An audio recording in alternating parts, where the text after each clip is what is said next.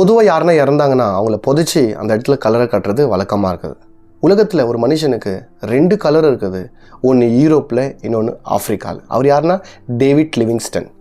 1813 Scotland தேசத்தில் இவர் பிறக்கிறார். இவர் ஒரு கிறிஸ்தவ குடும்பத்தில் பிறக்கிறார். சின்ன வயசுலேருந்து கிறிஸ்தவத்து மேலே ஒரு மிகப்பெரிய ஆர்வம் என்று சொல்லலாம். அது மாத்திரம் இல்லாமல் இவர் ஒரு பெரிய டாக்டர் பாருங்கள். 1840s இவர் ஆஃப்ரிக்கா தேசத்துக்கு ஒரு மிஷினரியாக ட்ராவல் பண்ணுறார்.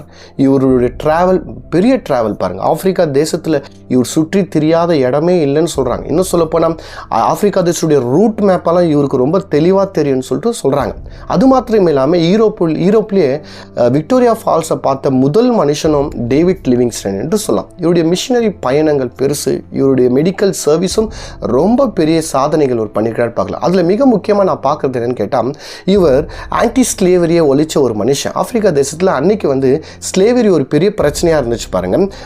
சந்தைகளே இருந்துச்சு. என்ன அடிமை சந்தைனே அந்த காலகட்டத்தில் இருந்துச்சு. அதை ஒரு முடிவுக்கு கொண்டு வந்தவர் டேவிட் லிவிங்ஸ்டன் என்று சொல்லலாம்.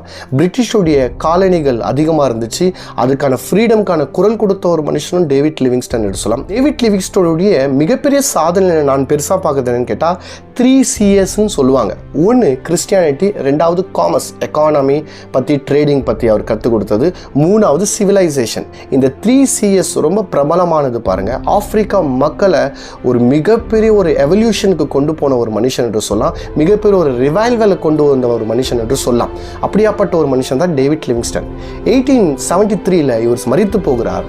அப்பொழுது இவருடைய பாடியை யூரோப்புக்கு கொண்டு போகணும்னு சொல்லிட்டு அநேக பிரயாசப்படுறாங்க. அப்போது ஆப்பிரிக்கா மக்கள் பெரிய போராட்டத்தை பண்ணுறாங்க. இல்லை, டேவிட் லிவிங்ஸ்டனுடைய பாடி இங்கே தான் புதைச்சாகணும்னு சொல்லிட்டு அவங்க ஒரு மிகப்பெரிய ஒரு போராட்டத்தை பண்ணுறாங்க.